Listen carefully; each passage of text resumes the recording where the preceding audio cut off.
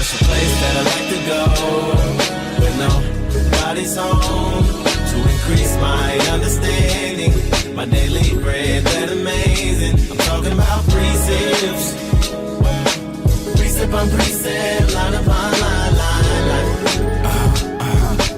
precept on precept, line upon line.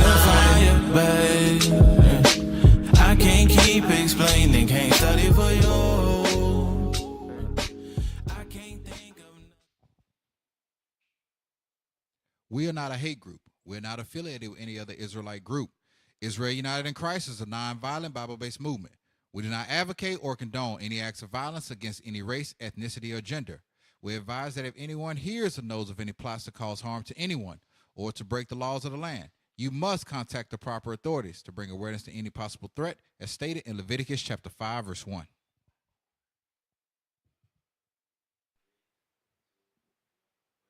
Hey, Shalom Israel, Most High in Christ bless. Welcome to another edition of Precept upon Precept. We are your hosts. I'm Captain Shem, y'all. Officer Micah. And like we always do on every show, we're going to go straight to Officer Micah with the Watchman Report. Take it away. You are now live.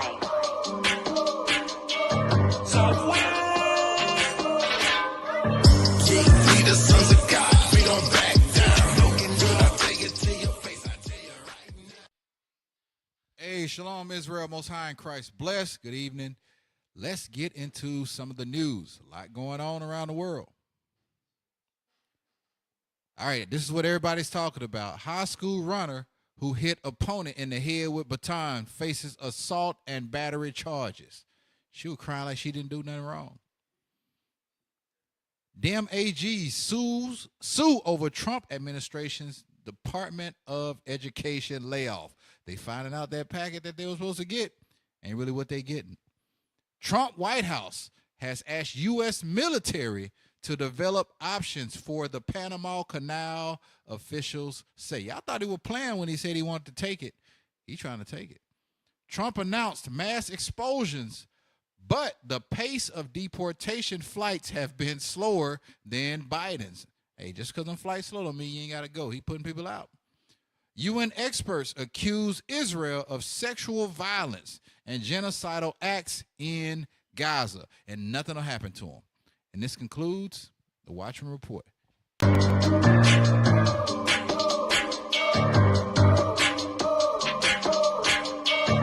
now live. We the sons of God, we don't back down. Looking good, I'll take it to your face, I tell you right now.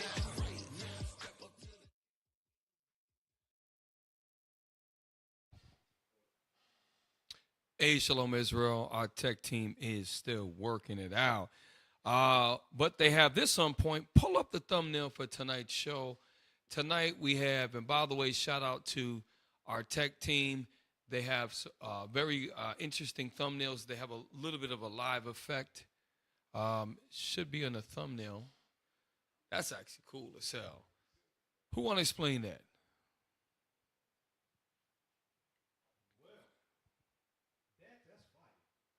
That is. Trump is the king of Babylon. You got the Statue of Liberty on one side, the doomsday clock on another side. And, hey, I like that. The king of Babylon, Trump, can't deal his way out of prophecy, which is a pun on him in The Apprentice as a businessman. You know, he makes deals and stuff like that. So Yep. I think in the words of the Most High, to Trump, you're fired. And I'm going to tell you something. When you look at this and the way that they did, if you look at the clock on the left side, once it gets to a certain time, that's a nuclear, like a flashbang. And the king of Babylon is Donald Trump. And he right now is making a lot of deals. But one thing that he doesn't understand and that the white man in general doesn't understand is that God is using them. So tonight we're going to show you everything that's kind of going on with Donald Trump and the news, and there's a lot going on. So let's just start, make it easy on the tech guys. Let's start first with Triumphing Trump tariffs. It's timestamped from 0 to 3 minutes. And this is going into, y'all get a chance, there's a page called Redacted. This guy is sharp. And he's going to bring in an economist to talk about what Trump's tariffs are going to do. All right? Play. New factories in the United States, hiring 20,000 Americans, spending $500 billion investing in the United States. 0, 0? That's the beginning of it? Okay. All right. And then the list started growing from there. Eli Lilly, pharmaceutical company, plans a $27 billion plan to build 4 new manufacturing sites in the United States. Volkswagen, German car maker, set to establish U.S. production sites for its Audi and Porsche brands in the U.S. Stellantis, the automaker. LG Electronics, going to be moving its production from Mexico to its Tennessee facility. Samsung, Hyundai, and now today it was Honda. We learned this because of Trump's tariff plan. Honda is now about to produce their next round of Civic cars in Indiana.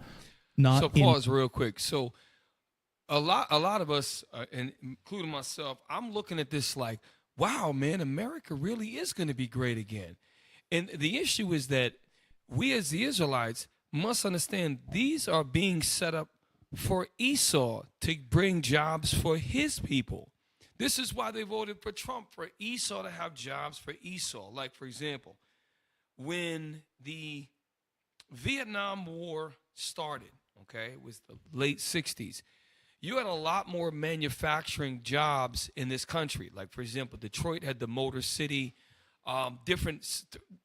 Gary, Indiana, all parts of the Midwest. The South here had a lot more jobs with oil refinery and more things like that. A lot of these jobs, thousands of them, went overseas. And this is why you have a diminishing middle class. You have more poor and rich. It's really 2 or 3 classes. This is bringing jobs back to Esau and his kingdom. So I want you to understand that as you listen to this, Esau is getting happy. We should not trust in this system. I want us all to keep in mind because things may get better for us in time. Okay? Play on. As they had originally planned due to U.S. tariffs, specifically because of U.S. tariffs.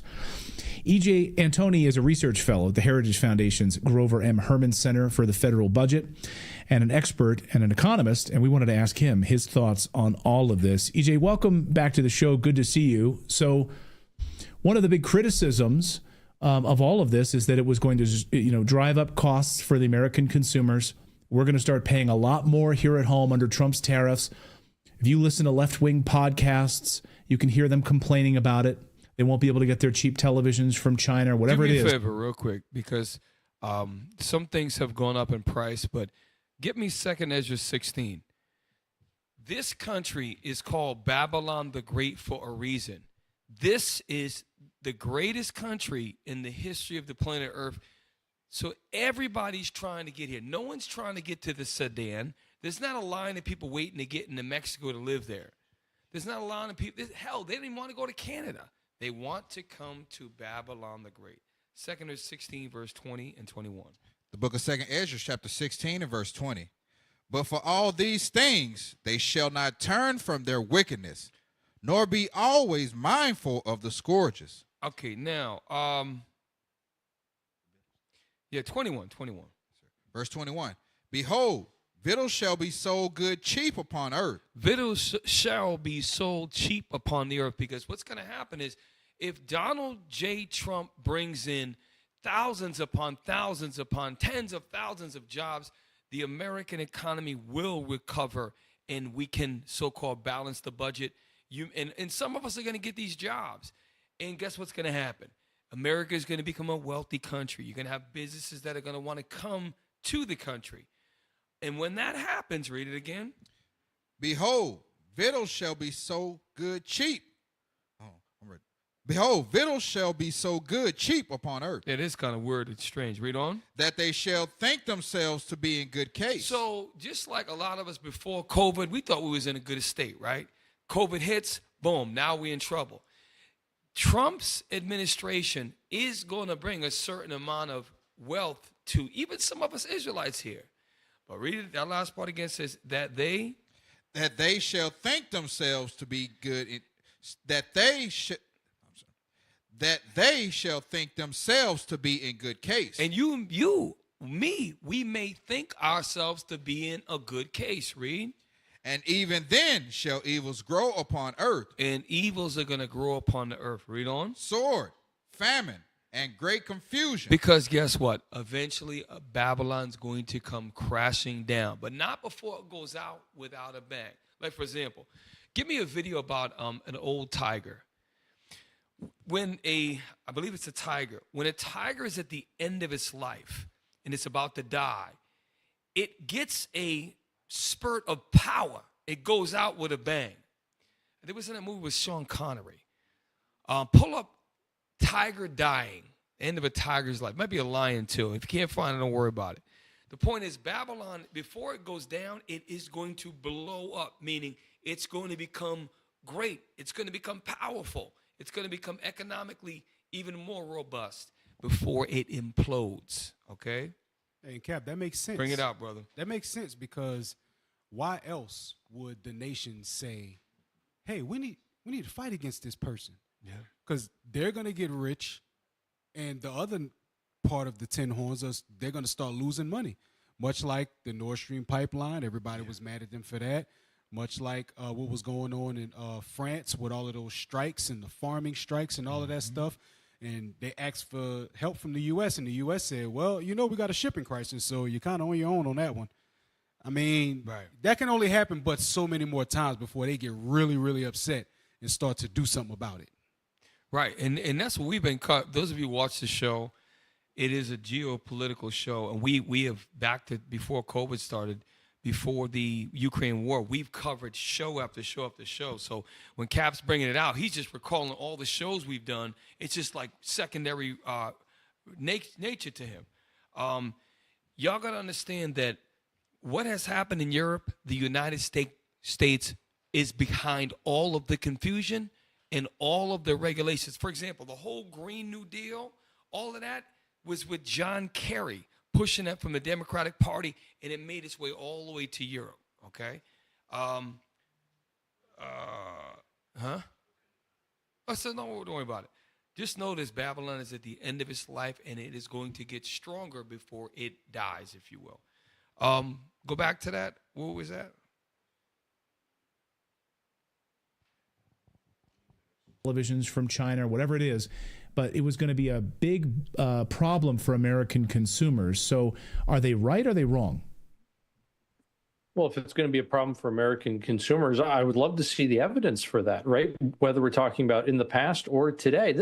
That's not to say there's not a wrong way to do tariffs. Sure, there is. There's a right way to do it. There's a wrong way to do it. What we saw during the first Trump administration was the right way to do it. And I think we're seeing. It just came to me. Get me, and I don't know, it's in Sirach, I believe. It says, be not ignorant in matters small and great. Because a lot of you might say, well, Captain Shem, why are you showing us this boring-ass stuff? And it is boring. When I do this show, I got to study all this. I don't like watching these guys. It's boring as hell. But there's a lot of things that are going on that black people don't pay attention to unless it's spoon-fed to them in this stupid American media. We have to search things out. Okay, it is a chore just to find the news that to bring to y'all. You have to have the right apps in your phone. You got to search, and when you see the mainstream, this is how I do it. When I see mainstream media, I look between the lines and I said, what am I going to search for? Because they're not telling me what I need to know. So I'll take certain words, I'll rephrase it, I'll put it in. Then next thing, boom, this new story. Okay, now I can use this. And they got to search for stuff. They don't make it easy. Okay, read. Hey, Cap. Yes, sir. Real quick, like. What you saying, I resonate with it because I remember going, my cousin, he came down from New York, and he was living in my house for a little while, and I walk in the house and he's watching C-SPAN. And I'm like 22, 21. Right. I'm like, bro, what the hell are you doing? He was like, what? I said, you up here watching C-SPAN? He was like, yeah, because they passing laws and they doing legislation that you don't even know nothing about. and you looking at me like I'm crazy. But he was up on game with a lot of stuff that was happening in the country. So what you're saying is absolutely true, though it may be boring. That's why Esau keeps it like that. Esau keeps it boring to keep black people uninterested. Meanwhile, in their boring little clear-eyes voice, they passing all types of legislation right underneath our nose. We got to be aware of these things. What did I tell you to get? Sirach 5. Thank you. The book of Sirach, chapter 5, verse 15. We're going to speed it up.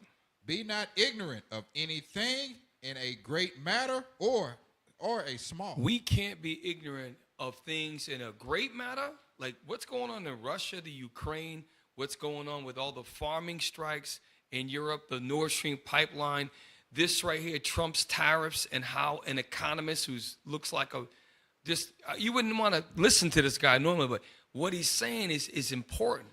And knowing these things, we can take that same way to study and look at even small things. How are small things going to affect us?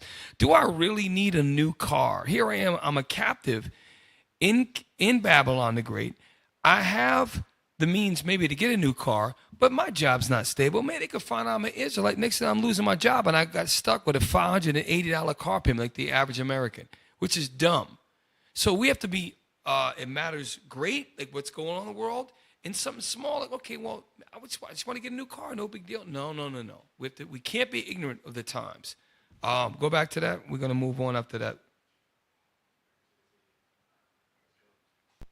That's not to say there's not a wrong way to do tariffs. Sure, there is. There's a right way to do it. There's a wrong way to do it. What we saw during the first Trump administration was the right way to do it. And I think we're seeing that all over again, just like we saw during William McKinley's presidency, probably most famously. Conversely, tariffs were done incredibly poorly during the Herbert Hoover administration. So again, they can be done right. They can be done wrong. It's not a panacea. It's not a cure-all. But what it is part of the carrot and stick approach that this administration is employing. So tariffs obviously... The term carrot and stick, right?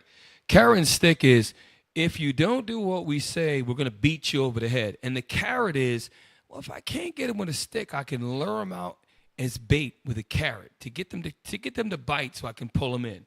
And it's an economic war tactic. So I just want y'all to see that you have to many times search out for things that you may not normally. The way we grew up is we had 3 stations coming up, and you watched the nightly news. I used to watch the nightly news every night with my father. He would be sitting there, and my mother would watch, and we would sit around and we would watch the news. And it was like, this is boring as hell. And I realized that there's a reason why you got to watch the news. But then now you realize that there's other outlets. You can't think that your enemy's going to try to tell you things that's going to make you empowered. They're going to feed you exactly what they want you to know. Let's move on to the next one. Next one, number 2, right down the line. Number 2.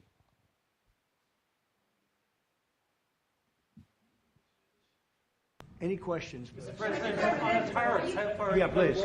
President Trump, how worried are you about the counter tariffs from the EU, which were announced yesterday? And also, Pause. They can hear that online, right? Because it's just low for us. Okay.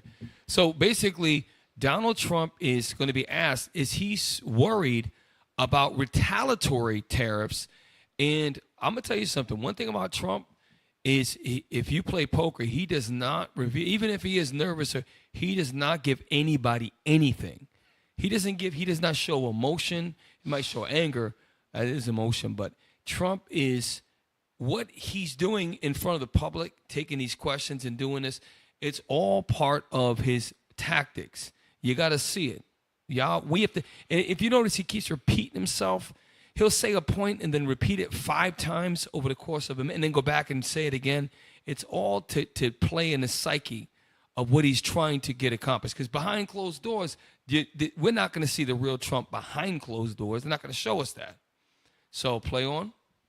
Pardon me, given the fact that it has a massive trade surplus with the U.S., over $50 billion, Neil Martin might be quite nervous about what you're going to tell him today.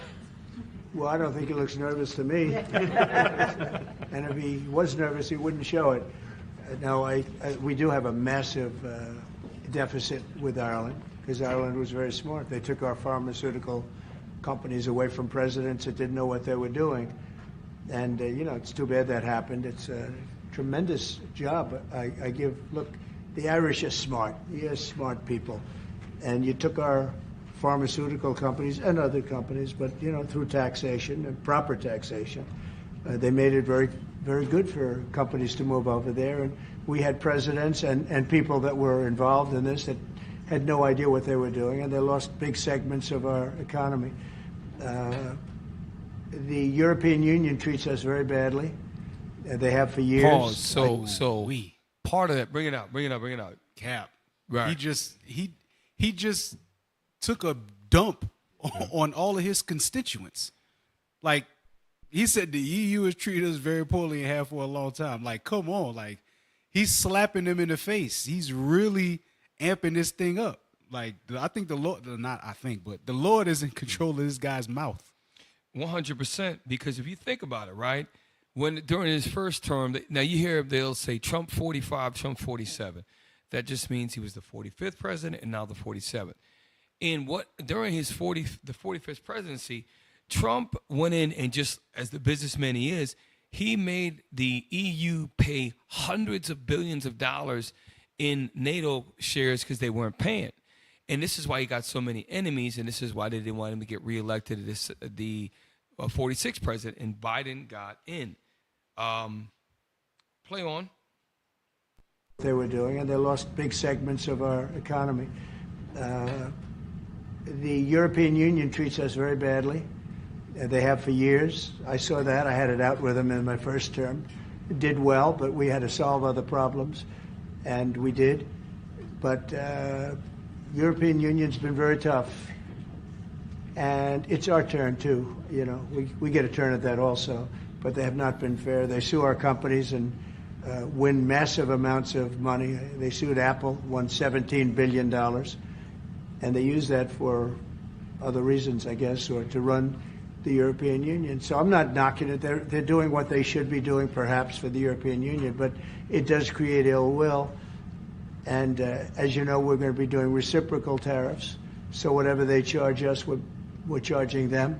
Nobody can complain about that. Whatever it is, it doesn't even matter what it is. If they charge us 25 or 20% or 10% or 2% or 200%. Okay, we can stop there. We ain't gonna let it play all the way out. So when he says and those of this, again, this is a show to help y'all. A reciprocal is the same. So if a company Trump is basically saying, if you charge me 26%, I'm charging you 26%.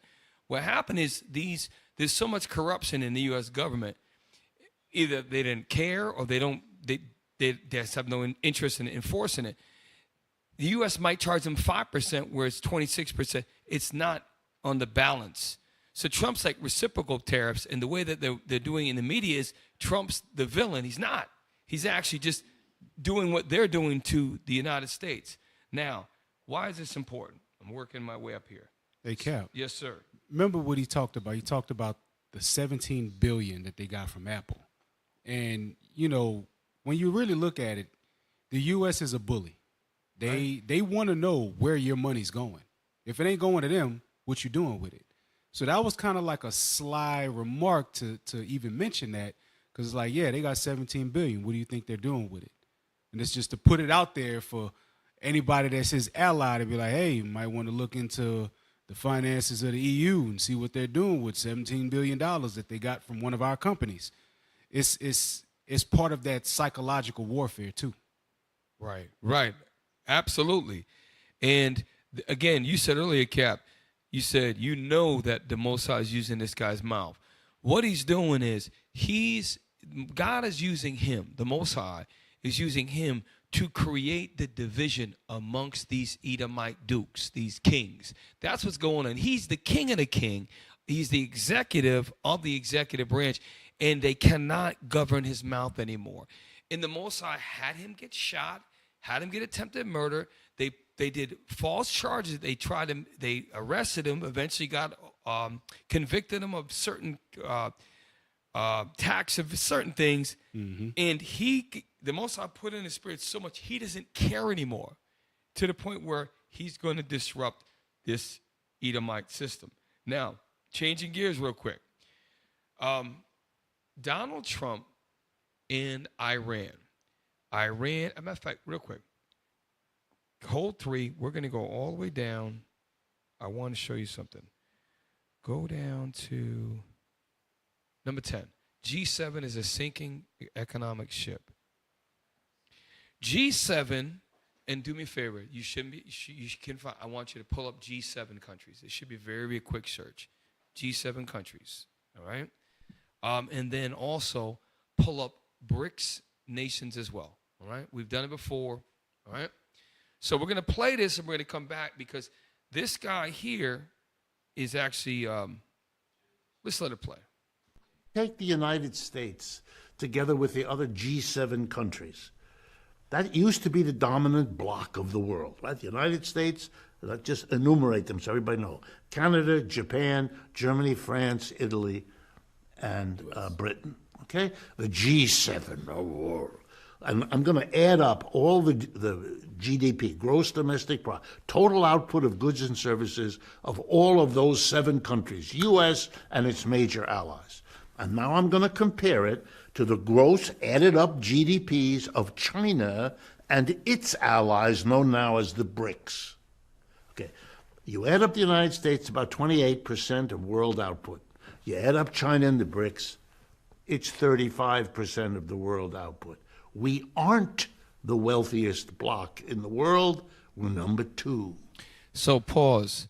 This is why economists across the board are making it very clear it's not a question of if. The United States has already been surpassed with China and Russia, the BRICS. And this is why Trump, if you pay attention, if I'm losing a fight, what do? Well, I know we used to rule the world. We're going to take my forces back from here. I'm going to take my forces back from here. I'm going to secure the home front. That's why he talked about building the Golden Dome, not the Iron Dome. The Iron Dome is the rusty one over there in Israel.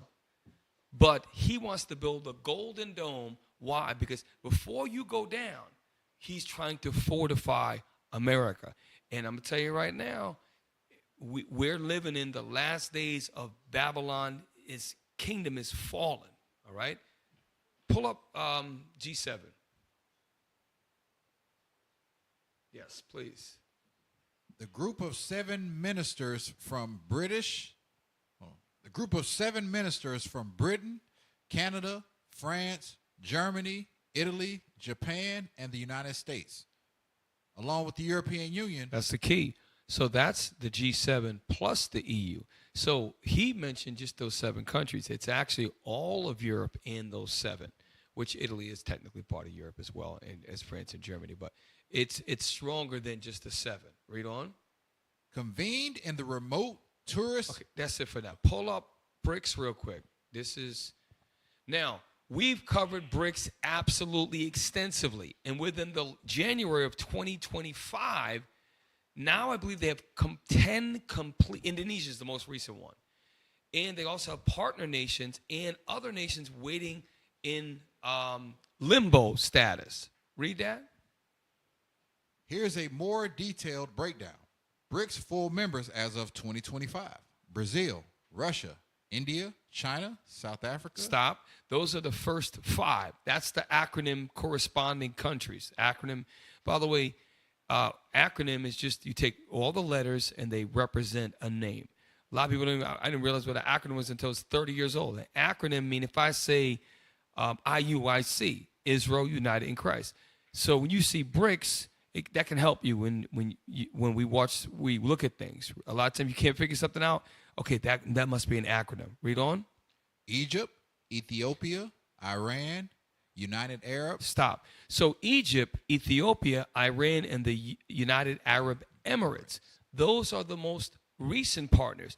And one big one that accepted, that was awarded partnership but didn't take it was Saudi Arabia. And then the last one is Indonesia, which is a huge economy with tens and tens of millions of people. Now, partner countries. BRICS partner countries as of 2025. Belarus. Bolivia. Now that's Central South America. Cuba. That's the Caribbean. Kazakhstan. Kazakhstan is on the Russian border. Pull up a map of Kazakhstan. Remember, this is why you have to watch our show. Kazakhstan was going to be the first Ukraine. They started to rise up and try to rise up an anti-Russian government in Kazakhstan. And Russia went in and destroyed that, okay? We covered it multiple shows. It's a big country. It is, look at the border it shares. Y'all look at that. Huge. Right, Cap, you always talk about that game. I forget the name of it. Go. Tell our viewers again about why, a little bit about Go and how it relates. So the object of the game Go is to surround your enemy, completely surround your enemy. You take the pieces on the board, it's little circles. You take the pieces on the board and you move them around strategically, and your object is to surround your enemy. You surround your enemy, you win the game. All right? Once you surround a portion of them, you take all of those pieces. When they have no pieces left, that's it. And that's the same exact thing that global powers are actually doing. That's why Putin was so mad at the eastward encroachment of the EU, of NATO. And he was like, look, the more y'all encroach east, the worse it's going to get. They had a deal, and then they started to still encroach eastward, which is where the Ukraine issue came in. And, you know, Putin was not having it. That's why they started to fight back, because it's like, look, you're bringing weapons to my doorstep. Right. Back in the day, they had the Cuban Missile Crisis, right, where off the coast of Cuba, Russia had some missiles, and that United States wasn't having it. Right. Real quick, do me a favor. Actually, there's the game that Captain Matthew was referring to. Okay, it is a strategic game of conquer. Now, put that map back up, because you got to understand the importance of geography and how it plays out. There you go. So, now, those of you at home, what do Uzbekistan, Turkmenistan, Kyrgyzstan, and Kazakhstan all have in common historically? What do they all have in common? It's a rhetorical question. They all were part of the blank Union, Soviet Union. All of that was, they called it Mother Russia. All of that was part of Russia. It was Soviet Union. Pull up a map of the Soviet Union in 1985, if you could. USSR. USSR. The U.S., and when we were kids, we had a fear, okay? The Russians are coming. Yes. And we had a fear when we were children, and they played it up when Rocky IV came out, which is in, I think, late 80s, that Russia was going to take over the world. There was an old expression when I came up, a lot of us that are close to in the 50s or 40s, late 40s, is you better watch out before you be speaking Russian. They would say that. And in World War II, it was, you're going to be speaking German. So look at that map. Well, that's Russia. I want the Soviet Union, please. Yeah, there's an animated cartoon, Cap, of Superman, where Superman is actually Russian. Damn. Yeah, it's like it's in a world where Russia won. I remember that. You know what I'm saying? That thing was crazy. Like, Superman is like demolishing stuff. But y'all close to 40, huh? Yes, y'all sir. getting up 40, there. yeah. Damn, I keep forgetting that. Okay, look. So that's, now everything in Captain Buckanaya pants color. He won't watch his show. He's probably getting his nails done. No, I'm just kidding. He just gets his toes, not his nails done. But if you look at that picture of the Soviet Union, all of that was part of the, look how big that is. Moldova, Ukraine, all of that was part of the, it was huge. And that was in, what year is that map?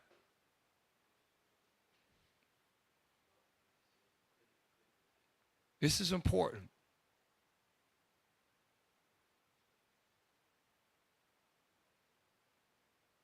So it says the Union of the Soviet Socialist Republic. That's the USSR, right? Mm-hmm. Kazakhstan, all of these. And by the way, the United States was behind all of this, dissolving of all of this. And they'll make it play like, oh, there was internal struggles. That was all, the U.S. had a part of it. Now, all right, that's good. Now we can drop that. The point, I'm showing you that Russia is obviously the largest part of that. And it's still the largest country by far. We know that. But it was much, much larger. Kazakhstan, go back to Kazakhstan. Kazakhstan in the pink right there, that shares a huge border with Russia. Now, that's part of a partner nation with BRICS. Why is that important? It is very important because look what is below it. You get India and the other countries down. Why is Ukraine so important? Ukraine is the barrier between Europe and Russia. That's why it's so important. Plus, it is a very, very fertile farming land. And look at it. Look at how much border it shares the Black Sea. It's very black. Why is the Black Sea so important? From there, you go through Constantinople into the Mediterranean Sea. From there, Suez Canal, boom, you're in the Indian Ocean. Incredibly strategic positioning, okay? And guess what? They don't have any option. They're going to succeed. A lot of that land, go down to Crimea. If you could type in Crimea, Ukraine. It is a key port on the north central Black Sea, and Russia's going to own it now. Crimea. Okay, there it is. A little island. Crimea is on the Black Sea. If you look what they're fighting over, Crimea, if you control Crimea, see the Sea of Azov, and if you look at Crimea, if I control that and I have my Navy right around there, I'm going to run that whole sea. And that's what it's about. And guess what? This could have all been peacefully resolved, but the EU or all these other countries by the U.S. supplied the Ukraine to be able to fight for 3 years. 3 years. Okay, go back out of that. Go back to the other one. And Mike, if you have something, please bring it up. If y'all brothers got something to say, please bring it out. I want to go back to the BRICS. I was reading the Kazakhstan. Please. They're really playing on another level. Like, look at how strategic that they are with, in hindsight, now we see it. But while it's going on, we don't see it. We just see what the news shows us, oh, they're trying to take over Crimea and this politician is talking about that politician and they're meeting in offices, but we're not seeing on the other end, like the military aspect of it and how they're starting to surround certain countries and how they're using certain strategic positioning to get a leg up on another part of the world that they're trying to take over. It's they like the scriptures say, the thoughts of them is deep, man. Cap, I was literally reading in Maccabees this week. I was reading about how when Alexander, when he died, right, and he had his generals, the guy that came out of Seleucus, Antiochus, he went and attacked another general because he wanted his land. He said, you know what? I want what you have. Genesis 27 about that sword, they've been doing this for centuries. And when Cap was bringing out those maps and you see the areas that they're occupying, then they're not going to stay at home. He's like, look, I want that area because I know it's good for my people. Right. And they can't co-rule together. It's not in Esau's nature to do that. Facts. He wants to take his land and make it his land. And that's why the beef and Trump's right now. And this week, and matter of fact, today was an update. Trump is pushing so hard still for Canada to become the 51st state and the Greenland to become part of the U.S. He's bold with it. And all of that is, to your point, Officer Micah, that's been going on the days of the Vikings. They warred against each other. When you go back to the during the ancient Germans, the Anglo-Saxons, those guys would war. White folks have been fighting the British against the Scottish. And the movie Braveheart, even though that was supposed to be our people, but they always have been fighting for control and power. Okay, it is no different now. Hey Cap, there's a movie called Greenland. You know what? Yes, I didn't see it, but I saw previews. It's basically saying that Greenland is like the safe zone. Like, at the end of the movie, it's like everybody is fighting to get to Greenland. Was that the nuclear war? And they got a lot. Oh, yeah, that was good. That was that famous actor. I forget his name. Gerard Butler. I did see that was a hell of a movie. I gotta rewatch it now that this stuff is going on just to see. But yeah, that was really, really good. So look, this is important. This is very important. You all understand? I want you to go back to the BRICS countries because what we're going into now is about Iran and what Trump's talking about with Iran. We're going to explain to you how the U.S. is really going to be in some serious trouble. Now, BRICS. So we have. I'll just do it real quick. So Brazil. Blah, blah, blah. So remember, Iran is a full member of BRICS, right? We showed you the Kazakhstan, which is a Russian border. We showed you also, where is it? Uzbekistan. I forgot about. Pull up the map of Uzbekistan. There's a reason why they let them in. It's one of the stand. That was part of the former USSR. Mm-hmm. Why let Uzbekistan in and not say Kurdistan? Because there's a reason why. I'm going to show you. The other one, the wider shot. Uzbekistan in that map is to the east. In their defense, I did not give this to them ahead of time, y'all. I'm asking them on the fly to do it. Okay, yes. Yeah, right there. It's right below Kazakhstan. Watch this. If to Captain's Matt point about the movie, what is it? Go? What is it called? What is the game? Yeah, Go. Okay. Watch how they're working it. If you have Kazakhstan is a partner nation, right? Uzbekistan, watch how you're now reverse engineering. Iran's already part of them. Next is going to be Turkmenistan, because how you going to be Iran? You're surrounded by BRICS nations. It's strategic. Guess what's going to come next? You're going to have Afghanistan. India is already part of it. They are literally, and we read before about the economists talked about that the GDP of BRICS is actually 35%, comparatively speaking to the G7 and the EU, which is only 28%. This is becoming a global phenomenon, and there's nothing the U.S. can do about it except for refortify the home front. Now, we're running out of time. I'm going way too slow. Let's get timestamps for number 3, and I'm going to speed it up because I've been, oh, gosh. So, let's just let it play out. I'm not going to say nothing.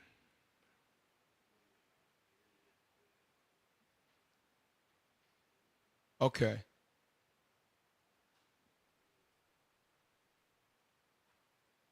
Okay. Dead space. We can't have dead space. Get me 2nd Edges 15. Because the Iranians, while I wait for the tech team, the Iranians are called a different name in the Holy Bible. We bring it up probably once every other show. What we're going to explain is about these ancient people. They have a name. Read that. The book of 2nd Ezra, chapter 15 and verse 29. Watch this. Were the nations of the dragons of Arabia. Who are the nations of the dragons of Arabia? Those are the sons of Ishmael. They dwell in the so-called Middle East. And they got pocket cells in Australia, Japan, all over the earth. Who are they? United Arab Emirates, Saudi Arabia. You got Oman, you got Yemen, you got Iraq, you have parts of Iran, you have Lebanon, you have Israel, which is the Palestinians. All of these are the Arab sons, okay? Now, watch this. Read on. Shall come out with many chariots. So when you come out, read it again. Were the nations of the dragons of Arabia. So if the nations of the dragons are going to come out, are they going to come out one at a time? They're going to form up and come out together. That's what it's saying. Read on. Shall come out with many chariots. Many chariots, how? As a force unified. Read on. And the multitude of them. Meaning they are together in one mind. Read on. Shall be carried as the wind upon earth. Right. They're going to move swiftly. Read on. That all they which hear them may fear and tremble. Who's the they? Is it going to be the Carmanians we're going to read about in a second? No, it's going to be Assyria, which is the ancient name for Esau over there today, which is the Israelis. Read on. Also, the Carmanians. That's talking about the modern day Iranians. This is why the next thing we're going to go over is so important. Read on. Raging in wrath. Wait a minute. What's going to make a people rage with wrath? that's when you messed with their nation. You messed with their top, the top political guy who's the number 2. Solomon, right? They did the flag, the only time in history. You keep messing with a nation to the point where that's it. Okay? The gloves are off, no more. Read on. No more diplomacy. Read on. Raging in wrath. Raging in wrath. Shall go forth as the wild boars of the wood. Right. A wild boar. Listen, Esau crazy. I watch videos about they get them a wild boar and then they pick up their hind and like a wheelbarrow, they walk them through the woods because once they get up on they can't move. But until you do that, they are so dangerous. They kill hunting dogs. They can kill a hunter even with a gun raised at them. You need a round, well-placed to stop those terrible, they're beasts. Okay, read on. And with great power shall they come and join battle with them. Wait, stop. The Carmanians with great power are going to join battle with them. Who's the them? Read it for the top of 29. Were the nations of the dragons of Arabia. That's the them. So they're going to be unified. What's going to make them unified? Now go to the timestamp. This is from Forbes. I think it's from Forbes. I don't know where the hell it's from. Now let's turn to Iran. The country has been under a lot of pressure, or should I say maximum pressure, from the US President Donald Trump. He's back in the White House. One of his first acts after taking office was to reinstate his policy of maximum pressure on Iran. The goal? To deny Iran all paths to a nuclear weapon. Trump has said that he wants to work out a deal. He wants Iran to agree to never making a nuclear weapon. You know what's kind of stupid is that Iran, which is a huge country with over 140 million people, dwarfs the size of Israel. It's bigger than France. It's got more people than France. France can have nuclear weapons. England, which is a little bitty country compared to Iran, they can have a nuclear weapon. Other places, North Korea can have, but Iran can't have, which is probably one of the most powerful countries in the Middle East. But they can't have a nuclear weapon. It shows you that they're putting them in a position to take power away from them. Now, play on. And he says his maximum pressure tactic is the way to ensure this. Iran, however, is not impressed. We're ordering you not to do this, and not to do that, or we'll do this. If that's the case, I'm not coming to negotiate with you at all. Go and do whatever the hell you want. So, this is how Esau's media will keep you dumb. I say to myself, why? This guy's the president.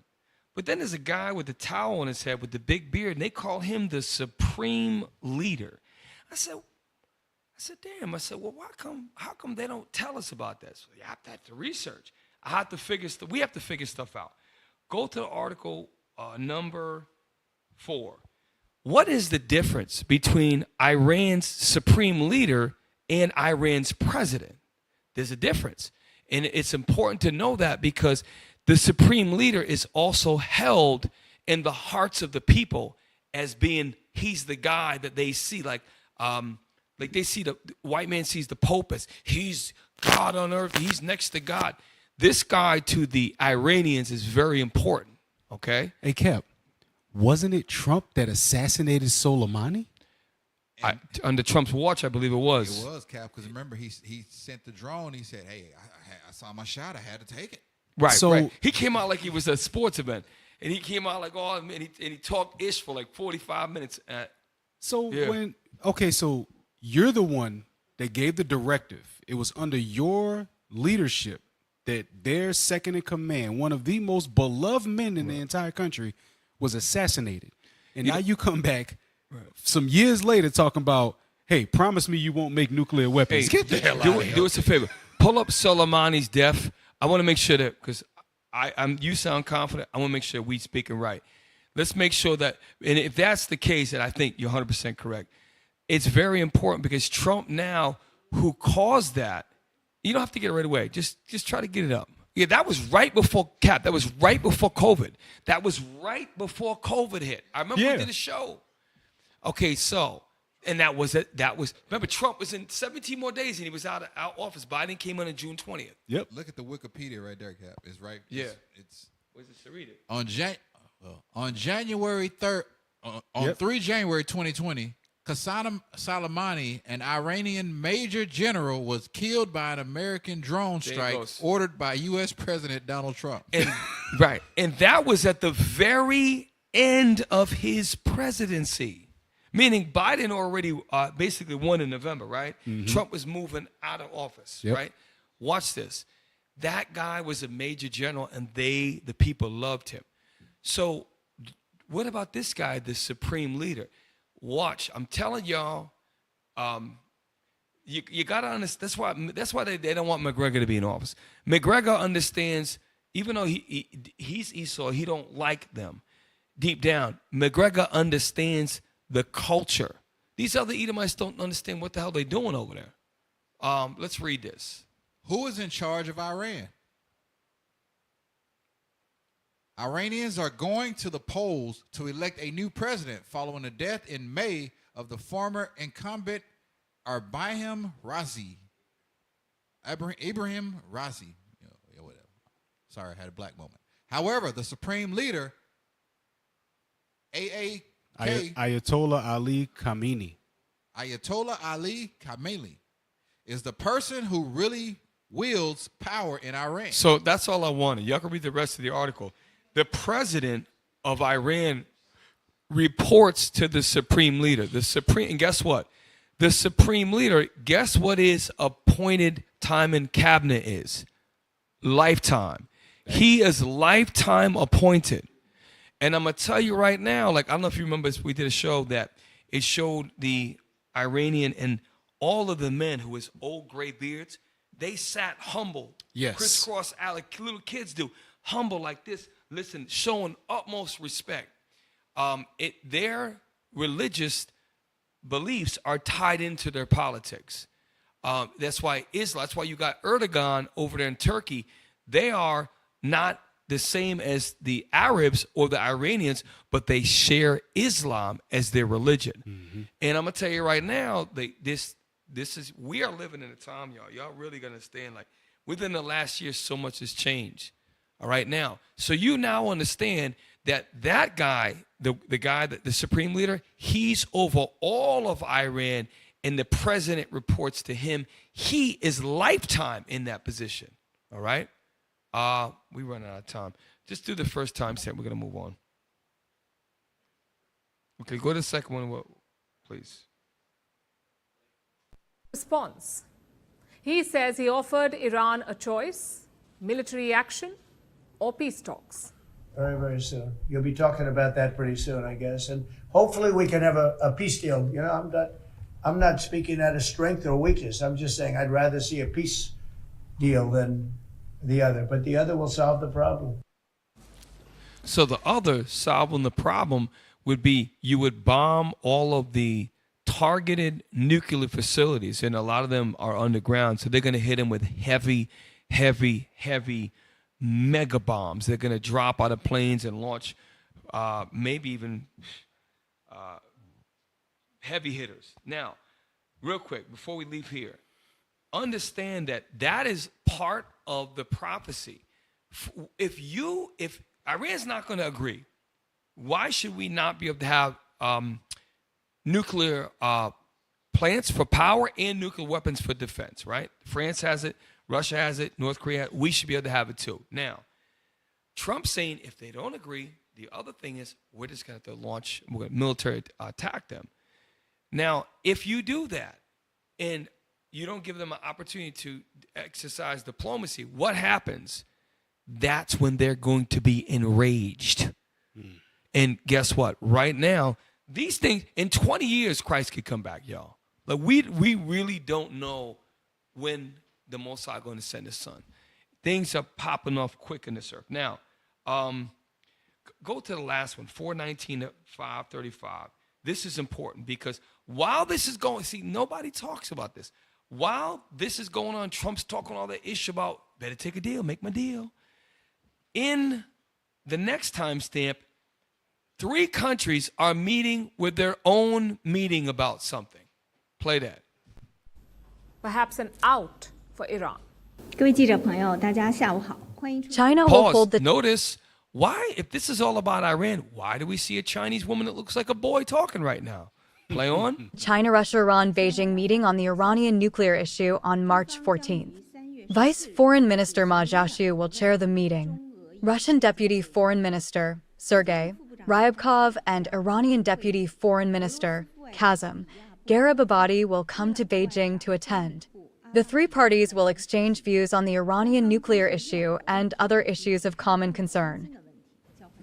China is holding a nuclear summit on Friday. It has invited Russia and Iran. Pause. So again, this goes back to be not ignorant in matters small or great. China is hosting a nuclear summit with Russia and Iran there. I'm like, why the hell? Why are we not being told this in any other media outlet? This is a non-Caucasian, even though East Indians are technically they're not aligned 100% with Esau. They're going to tell you things that you're not going to find in white media. I was shocked. So they're planning already to support Iran with nuclear weapons. They're having a summit. Why is it not being talked about? Again, the Most High setting the stage. He's setting it up. All right. I wanted y'all to see that. That's why it's going to catch a lot of people off guard, because they stuck in that American bubble, and they looking at 20v1 videos and you know, mashups on TikTok. Meanwhile, all the world's a stage, and they gearing up for war. Yeah, and to your point, if you look at Israel, they learn this behavior from America. Right. They following the same playbook. They say, okay, we want this piece of land in Gaza. They ain't giving it to us. We're just gonna bomb them. All right, Trump said, hey, we see Solomon already. Hey, now y'all deal with this deal, or we gonna bomb you. It's they do the same thing. Right. In Genesis, his characters, it talks about, and he shall rule by the sword. He is, and that also you brought up earlier. That's not just with brown countries. It's with his own people. He wants to take Canada right now. They're going back and forth. That's what we're about to get into next. So we're gonna roll right into that. Number 5 in Canada. So it's not just around these Middle Eastern areas. There is a trade war right now with Canada. So this is recently, I think it's a TikTok or something like that. Watch what the tough talking Canadian. That the government of Canada, following a dollar-for-dollar approach, will be imposing, as of 12:01 a.m. tomorrow, March 13th, 2025. So that was today. So that is today.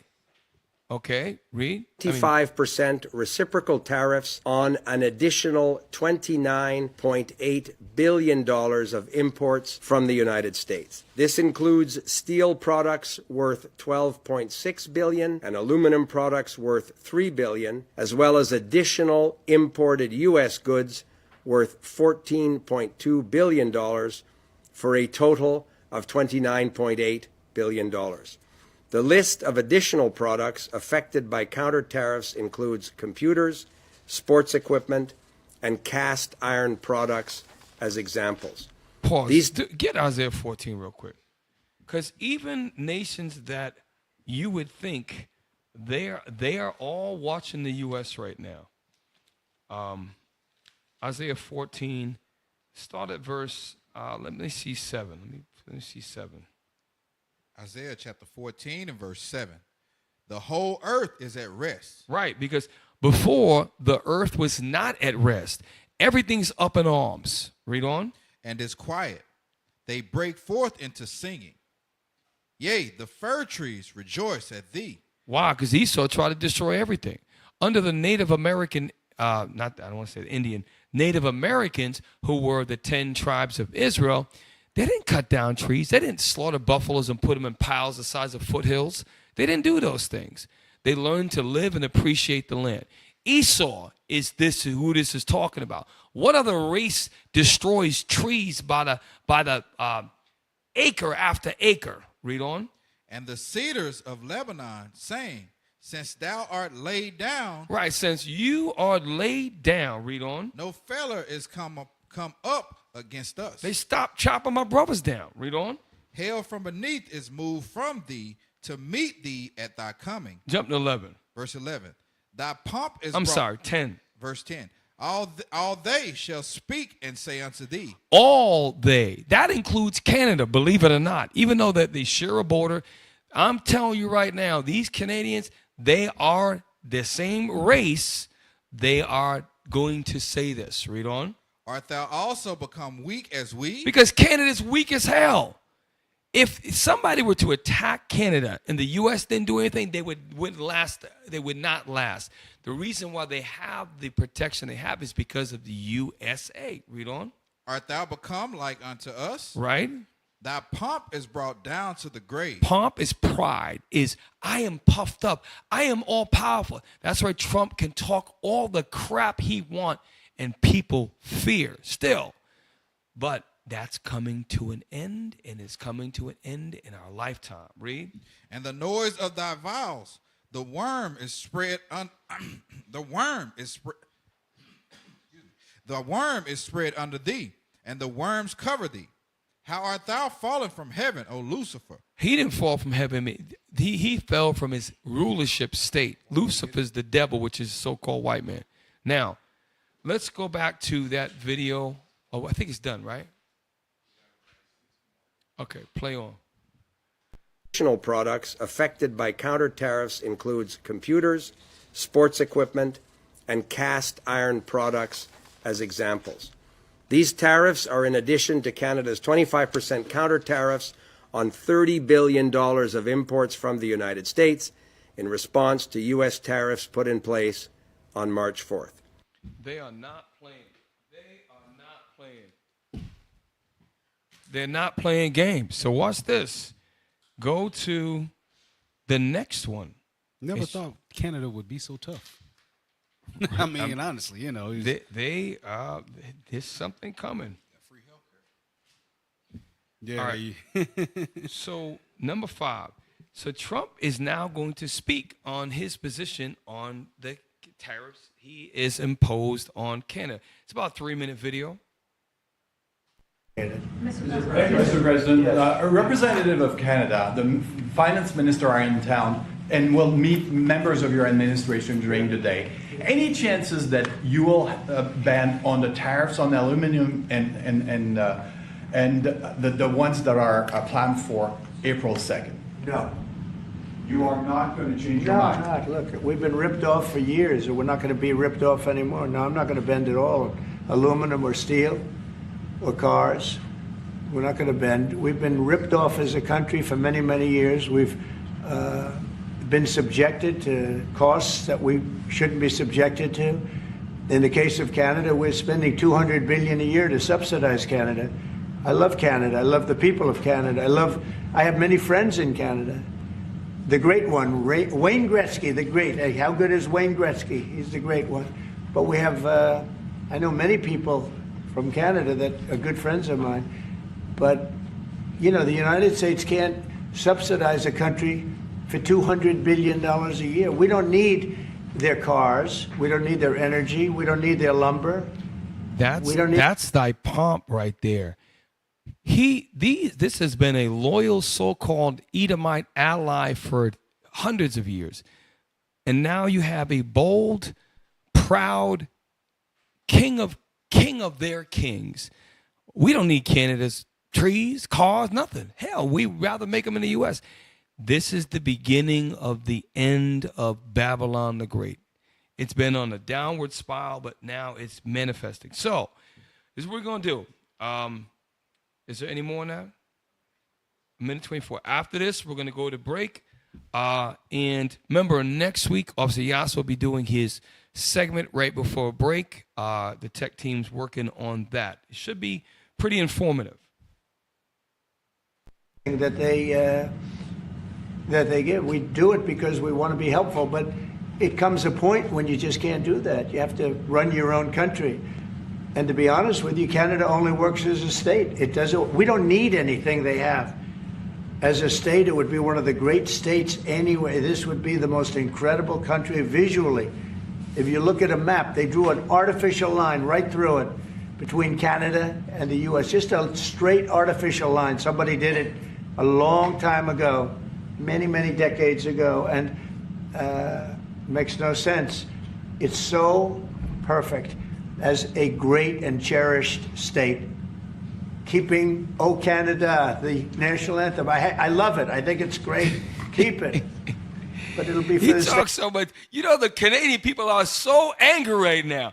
Can you imagine if you, an American citizen, it was switched around and they're like, look, why don't you just become the second part of state for Canada? We would be, the Canadian people are booing a sports mat when they're doing Pledge Allegiance and the American song. They're standing up and booing when the song comes on. Because remember, you got the Toronto Raptors. Some Canadian teams are part of the National Basketball Association. Very true. Some of the Major League Baseball teams and hockey teams are in Canada. They allow us to play between countries. No other country. Okay? So really, they bring it out. So really, they are part of the U.S. Trump talks his stuff. He's like, look, you got to be a part of this state. And I didn't get there's something that just came out earlier today. Matter of fact, a guy was talking about, I'm going to cut off all the electricity to New York, Michigan. Yeah. That guy, there's a whole bunch of stuff that just came out like 3-4 hours ago saying that he's going back on his word now because Trump put pressure on him, proving that what he's saying about we give $200 billion worth of what do you say, stimulus or some sort of subsidy. If we did not support them like that, their industries would come crashing down. So they talk tough, but they had to bow down. Why?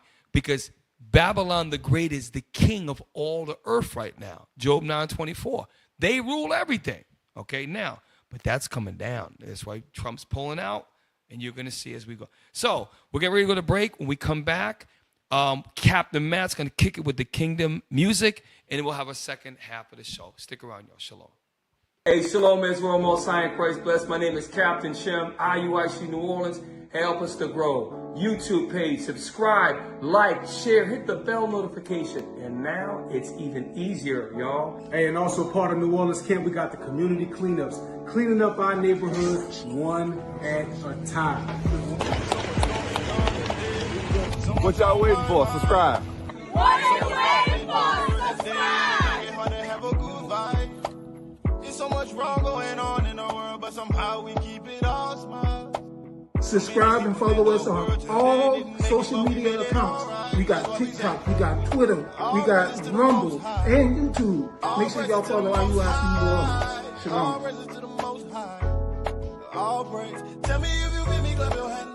Hey, also, we got flyer missions every day and also camp videos. Check us out, IUIC New Orleans. So remember, go to our YouTube page, subscribe, like, share, and don't forget the QR code. When the QR code comes out, don't forget to take your phone out. 5, 4, 3, 2, 1. Why isn't it done? Shalom, Israel. Time's up, God!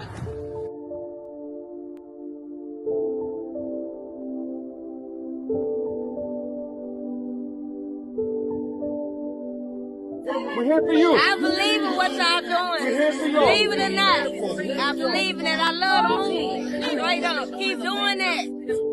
Keep doing that. Keep doing that.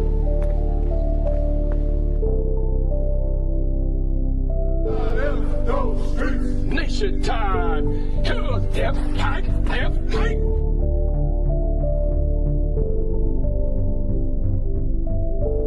It's beautiful. Beautiful.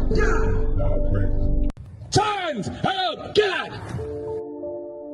Hey, we out here in Mobile, Alabama at this Mardi Gras. Oh yeah, big tourist convenient in there. Go check that out too. Where it's all types of debauchery and foolishness going on. This Big Mama shit though. This Big Mama shit. You got weed smoking, you got women dressed out of order, you got little kids out here. And don't none of these grown people, they call themselves grown, don't none of them care what's going on. But guess what? The prophets is out here to correct all that. The prophets is out here to uplift our people and better our people with the word of God. So make sure you stay tuned. Shalom, Israel. Most High in Christ bless. Hey. Ladies and gentlemen,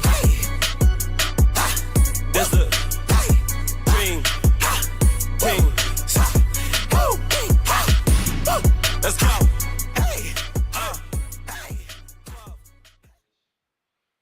Hey, Shalom, Israel, Most High in Christ. Blessed Cap Matt here with Kingdom Music. All right, look, go to Original Royalty on YouTube and subscribe. Go to originalroyalty.com and get some merchandise. Go there right now. Just like how we doing the Booster Club. There you go. Boom. Just like we plug in the Booster Club, give to the Booster Club, man. All right? Now, with that, we're going to go to Sons of Thunder. All right? One of the best groups in Israel. We're going to see what they got with Vengeance.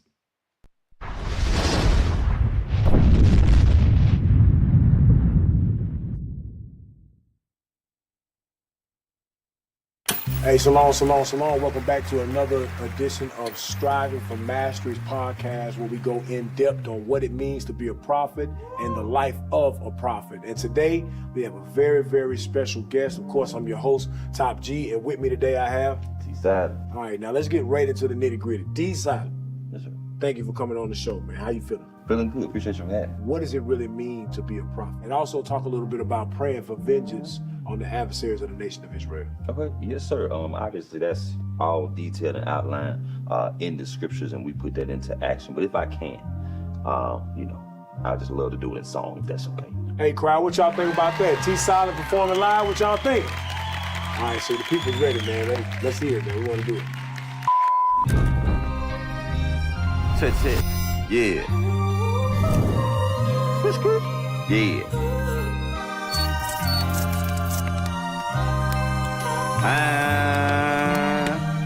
Grinding, I ain't got time to wait. Running, building bricks, I ain't got time to play. Determined, I need freedom, y'all better learn to pray. Luke 18, vengeance, gotta hold on to faith. Grinding, I ain't got time to wait. Running, building bricks, I ain't got time to play. Determined, I need freedom, y'all better learn to pray. Luke 18, vengeance, gotta hold on to faith. Water me if I don't preach the gospel. Wanna be whatever the acts, continuing that. Yeah, and that's with the apostles. Lively, stone, type of time that I'm on.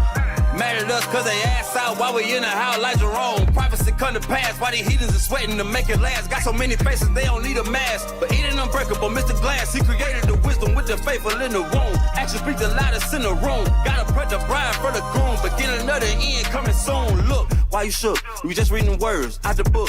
Never mind how long it took. Cause God got the recipe, let him cook. Yeah, he caught the crooks in the land of the thief and the home of the slave. Sent the prophets like a way to crash the party. And we just getting it started. Eat them the target. Babylon, yeah, gotta burn. The vagabond finally got his turn. Ash died too, that's a bastard. Nukes for the dukes, that's a hazard. Deep coming through, drop the hammer, calling it home improvement. This is the life, it's more than a movement. Seed of Jacob, and we can prove it. Watch this, grinding. I ain't got time to wait. Running, building bricks, I ain't got time to play.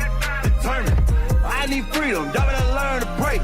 Luke 18, vengeance, gotta hold on to faith. Grinding, I ain't got time to wait. Running, building bricks, I ain't got time to play. Determined, I need freedom, y'all better learn to pray. Luke 18, vengeance, gotta hold on to faith. My man, wow.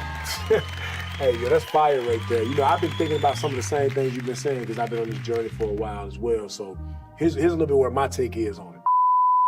T-Silent, I gotta talk to you. So many demons is ranting and raving, and man, I'm just trying to walk different. Pray for destruction, I'm building my faith. I got a lot on my plate, trying to get in them gates. Salute my angel on the way. I ain't got time to waste. Pushing this truth, I got time today. Professionalism, we make it work like a mechanism. If you ain't with my people, then it doesn't matter. So we ain't worried about nepotism. Exorcism, when I cast out the inner demons, they're lusting for vandalism, cause it's catastrophic. Cataclysm, acts of the apostle, we got a mission like, listen up. Pray for destruction, can't get enough. I know that you think that you know where I'm going, but I'm bending bricks, so mount them up. Still in the service, count them up. 144,000, demonstrating true power. Wisdom rain, that shower, wasting land in less than an hour. Here's a chance, roll with a prophet, take a glance. Walk in our shoes, take a stand. Royal priesthood, Uncle Sam. Here today, then I'm out of pocket. Grinding hard, that's part of the topic. Cross the globe in the speed of light, blasting off just like a rocket. You can't stop it. Grinding, I ain't got time to waste. Running, building bricks. I ain't got time to play. Determined. I need freedom, dog, and learn to pray. Luke 18, vengeance. Gotta hold on to faith. Let's go. We grinding. I ain't got time to waste. Running. Building bricks. I ain't got time to play. Determined. I need freedom, y'all better learn to pray. Luke 18, vengeance. Gotta hold on to the faith. Let's go. Man, wow. Hey, give it up, crowd. Give it up, give it up, give it up, give it up. T. Solid, man, thank you for coming on the show, man. And we really enjoy having you. Thank you for giving us a little bit of understanding of what it means to be a prophet, and as well as praying for vengeance. And you always welcome back here on Striving for Mastery's podcast. Likewise, Tom T. But I got a question, real serious. Yeah, go ahead, shoot. That shirt. You mind explaining what that means? The shirt mean don't listen to black women. It is what it is, man. Look, we ain't listening to y'all. We listen to y'all for decades. But anyway, that was Sons of Thunder with Vengeance. All right, Captain Get Alive, T Silent. You know what I'm saying? So, hey, all praise to the Most High. Go to Original Royalty. Continue to support and support the Booster Club. All right, support the Booster Club. All right, we got to take over the world. It costs money to do it. Let's get it going. Shalom. Ladies and gentlemen,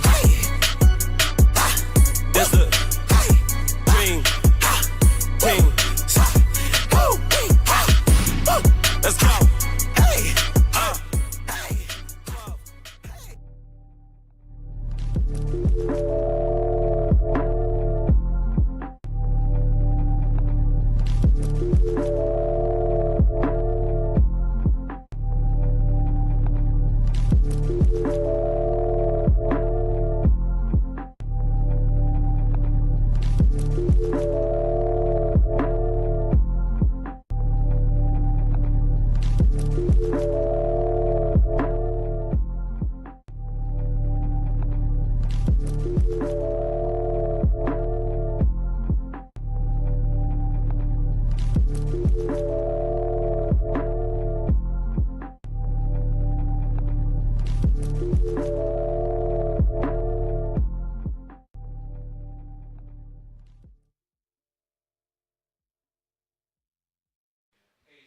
Welcome back, Precept Upon Precept Late Show. About another 40 minutes to go. Y'all, pull up the thumbnail real quick. We are going over tonight about Donald Trump, the king of Babylon. Trump can't deal his way out of prophecy. As you see, he's got the king garment on, and you see the doomsday clock with the Statue of Liberty. Looks like she doesn't have any more light in her. That light is going to go out, all right? Number 7. Not only is Donald Trump and the U.S. not playing with Canada, they're not playing with the EU either. And as a result, the EU has their own measures. This morning, the United States is applying a 25% tariff on imports of steel and aluminum. We deeply regret this measure. Tariffs are taxes. They are bad for business and worse for consumers. The European Union must act to protect consumers and business. Stop. She said, we deeply regret. She's speaking for all of the European Union. That's Italy, that's France, that's Germany, that's Luxembourg, Denmark, okay, Greece, okay, Spain, Portugal. That's the EU, the European Union. Now, let's get Revelation 17:16. This, 10 years ago, there was no division at all with NATO, the EU, and the United States. Within the last 2 to 3 years, this hatred is brewing. Read. The book of Revelation, chapter 17, verse 16. And the 10 horns which thou sawest upon the beast, these shall hate the horse. Proving that the beast is the main vehicle. The 10 horns are on top of that beast, meaning they're attached to it, meaning the beast is the power. The U.S. is the power. The 10 common markets or the EU or NATO, they're all synonymous. They are attached to the beast. What's going to make them begin to dislike and then hate to the point where they break off from the beast? Read it again, Officer Mike. And the 10 horns which thou sawest upon the beast. Because at one point we saw them. They was a part of that. Hey, wasn't you with them? Read on. These shall hate the whore. These together shall hate Babylon the Great. Go to Revelation 17, verse 1.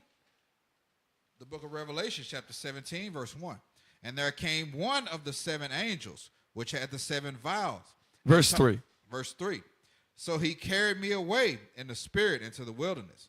And I saw a woman sitting upon scarlet-colored beast. He saw a woman sitting on a scarlet-colored beast. Read on. Full of names of blasphemy, having 7 heads and 10 horns. 7 heads and 10 horns. We went over this. It's on Bishop goes over it frequently. Read on. And the woman was arrayed in purple and scarlet color, and decked with gold and precious stones and pearls. Everybody want to come to America. Read on. Eddie Murphy had a movie called Coming to America. He thought it was going to be so grand and wonderful.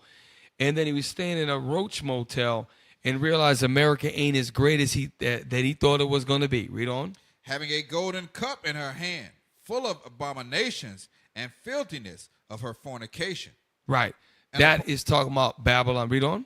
And upon her forehead was a name written, Mystery, Babylon the Great, the mother of harlots and abominations of the earth. That is Babylon the Great. Donald Trump is the king of Babylon the Great. Now I'll go back to play with this EU chancellor, whoever she is. They are bad for business and worse for consumers. The European Union must act to protect consumers. I want the terminology. The European Union is part, the 10 horns are a part of the beast. Now the part of the beast that is on top of the beast, that is protected because it rolls with the beast. They have to protect themselves from the beast. This is where the division is going to continue to split. Read on. What do you think the people in Germany, the people in Czechoslovakia, when the winters come and they can't afford to go out to eat anymore, they can't afford to pay their car payments anymore because the U.S. under smoking Joe Biden blew up the Nord Stream pipeline. Right. Don't you think that's going to add to the hatred? Cap, you pointed out earlier, all of that's going to come out. It's coming out now. Esau's house is divided, brothers and sisters. Play. Countermeasures we take today are strong but proportionate. As the United States are applying tariffs worth $28 billion, we are responding with countermeasures worth 26 billion euros. This matches the economic scope of the tariffs of the United States. Our countermeasures will be introduced in 2 steps, starting with April 1st and fully in place as of April 13th. In the meantime, we will always remain open to negotiations. She's saying we will always remain open to negotiations because the chief negotiator of everything is Donald Trump right now. And everybody knows that. That's why he sets the rules. And if he wants to back down, they'll back down. They're going to follow his lead. Why? Because they're Babylon the Great. And it's prophetic. Go back to the thumbnail real quick. This is important. The more that I think about this title, the more that it really resonates. The king of Babylon, right? Trump can't deal his way out of prophecy because no matter what they do and how they come to agreements and he brings jobs back to America, then they ease the tariffs down. You think that there's world peace and it doesn't matter. The Lord will raise someone else up after Donald Trump to fulfill his will. Right now you're seeing his heart. Donald's heart is hardened right now. And the Republican Party, they're scared to say anything. Okay? Now, get number 8. This is an article. Trump is not playing with the EU. Now watch this. I think this came out today. Okay?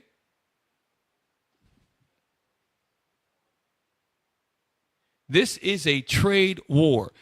One of the rules of war is economic war.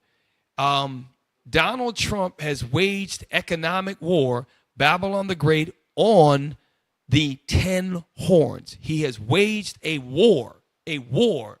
Read. Trump threatens tariffs on European wine and spirits and escalating trade war. Damn. So hold up. I'm sorry. Hold on. That's from 6:50. That's from 3 hours ago, 4 hours ago. Okay. So this is. Here's my point. You are seeing real time the gap that's distancing itself between the 10 horns and the beast. Okay? Read. Play. Read. Trump will target European wine to protect U.S. whiskey. Wow. S&P 500 ended more than 10% below last month's record high. U.S.-Canada talks failed to reach breakthrough. Steel and aluminum tariffs led to trade barriers for alcohol. If you notice, Canada and all of the European countries, the people that are citizens that have any value in their eyes are Caucasians. Before they would let it slide, oh, that's a white country, let it slide. They can't do that anymore. When Babylon the Great is trying to go into self-preservation mode, they're going to protect their interests first. That's what countries do when they're coming down. Okay, that's why he had to run with the phrase "Make America Great Again" because it fell down. Okay, read. U.S. President Donald Trump on Thursday threatened to slap a 200% tariff on wine, cognac, and other alcohol imports from Europe, opening a new front in a global trade war that has rolled financial markets and raised recession's fears. Stocks fell on the news, and investors worried that Trump would enact stiffer trade barriers around the world's largest consumer market.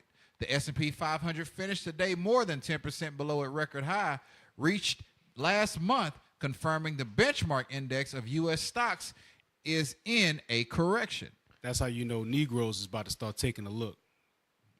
Right. They're about to start taxing Hennessy. Yep. And Crown Royal. Hold on, where is it? American whiskey. American whiskey and other products next month, which itself is a reaction to Trump's 25% tariff on steel and aluminum imports that took effect on Wednesday.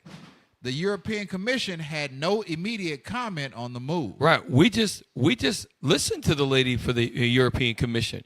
She said that she's greatly is opposed to that, and she had to take countermeasures.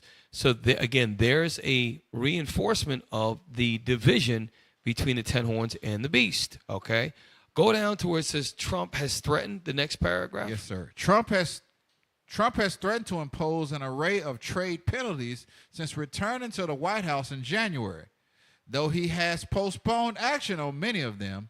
At an Oval Office meeting with NATO Secretary General Mark Rutte later on Thursday, he said he would not back off from reciprocal tariffs he has vowed to impose on all trading partners on April 2nd. So more proof and more and as of real time, as of today, okay, today's news, hours ago.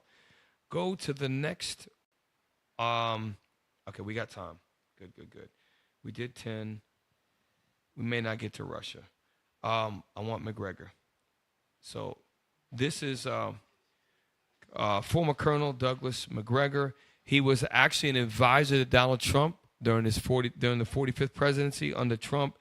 Now McGregor is really got some very valid points. Watch the first timestamp. A residential area in Moscow would not have flown anywhere were it not for us. I think that this travesty that we somehow or another are brokering something between Kiev and Moscow ought to be ended immediately. We are mightily responsible for everything that's happened in Ukraine. So no, we're switching gears real quick. Speak on that, Officer Michael, because it hit you funny. He's literally saying they don't want nothing to do with us. They saying because people may get this, if you ain't been paying attention, they got this illusion like, hey, we can actually salvage something between us and Russia. Russia's not trying to hear it. They not trying to make no deal, none of that. They look at what happened with Ukraine. They look at what happened with Gaza, and they know who's behind it. They know that the U.S. has no. They pretty much have a leg to stand on with Russia. They have no leverage, and McGregor is going to say the same thing that you just said. And it started in 2014. The U.S.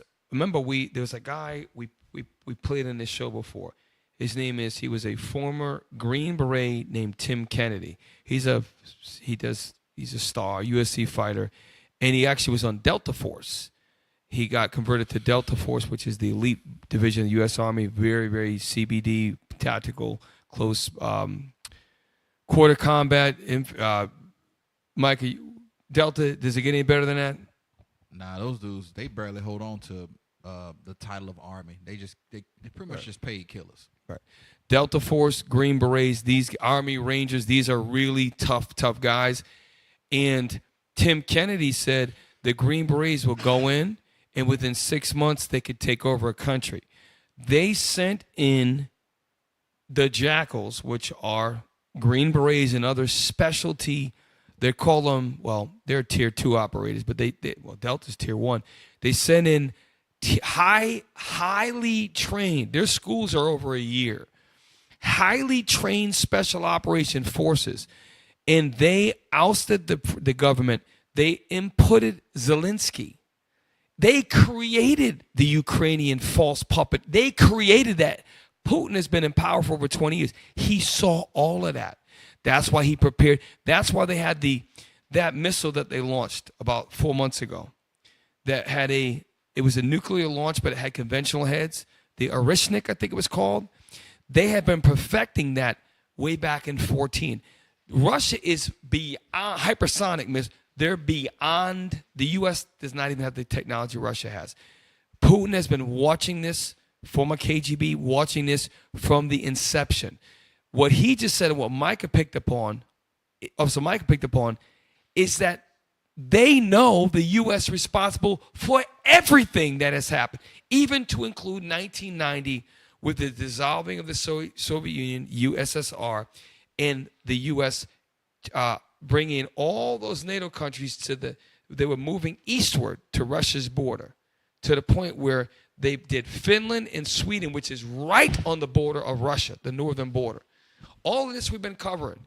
Y'all have to watch other sources of news. Be informed of matters that are great. This is a great matter.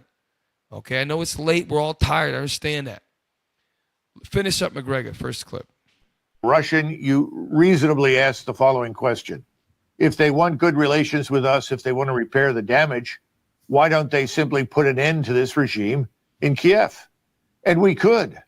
And we could also demand that elections be held as soon as possible to put in a new government. And we could ask the Organization of Security Cooperation in Europe to help with that and get rid of Zelensky and his crew. The fact that we're not doing any of those things sends the opposite signal to the Russians. Means we're not serious and we're not sincere. We have any leverage with the Russians whatsoever? No, of course not. Remember, we've made this analogy before, but we probably ought to do it again, Judge. This goes back to that game that Cap Matt was talking about. The analogy he's used, when he's about to say, it shows you how Esau does not even respect his own people. Watch what he's about to say. It's a perfect analogy about war. Listen to this. If there were a large military establishment force, 400, 500, 600, 700,000, whatever, sitting in Mexico that was armed, trained, and equipped by the Chinese or the Russians or anybody, and its sole purpose was to attack the United States, to regain control of southern Texas or southern California or something, based on what happened many, many years ago, what would we do? We would smash it. We would stop it. Right. And we would not negotiate with it. It's an existential threat. And we need to understand that. we have no leverage whatsoever. Pause. No one and would this have. this is why God is using the United States, because what they don't understand is Russia is also an Edomite nation. Russia also has the spirit of they will rule by the sword. Russia and the U.S. were on the same plane to get to space. Russia has the biggest country. Russia has slightly more nuclear armaments than the U.S. Russia's not playing, and they're more sophisticated militarily.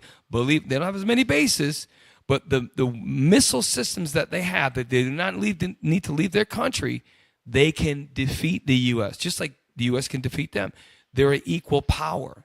They're not giving them equal respect. And this is why when the expression, if you poke the bear, you're going to find out.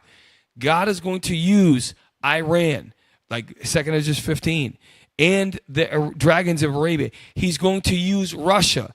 All of that's going to pop off. And guess what? We are the people that we're going to be delivered because of all of this. This is why it's important that we all sick, man. I'm battling some evil thoughts yesterday. We all are struggling, but we got to fight. You got to endure to the end, no matter what happens in your life. Y'all have to fight. You have to fight the thoughts in your mind. You have to fight the hatred in your heart. You have to fight the fact that we're captives in the land of our enemies, and our enemies rule. They look at the faces of the money. Just when you think things are going good at work, the Lord has sent your ass a reminder. This is not your rest. Okay? We didn't go through slavery. It's a reminder of who the hell we are. Now, second, is that the end? This second timestamp is a little longer, and then after this, we're going to end with the second part of the show.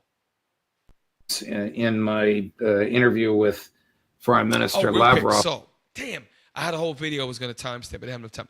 This guy, Mr. Judge here, Judge Napolitano, right? I think I said he's an Italian dude. He flew to Russia and interviewed Sergei Lavrov. It's gonna show you. The judge is in the room interviewing the foreign affairs guy for Russia.